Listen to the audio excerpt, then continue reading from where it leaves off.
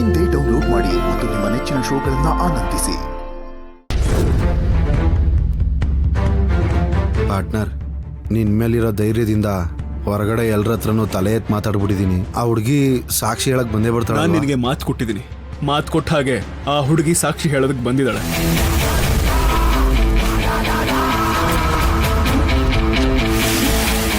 ಅವಳ ಮಾತನ್ನ ನಂಬೇಡಿ ಜಡ್ಜ್ ಸಾಹೇಬ್ರೆ.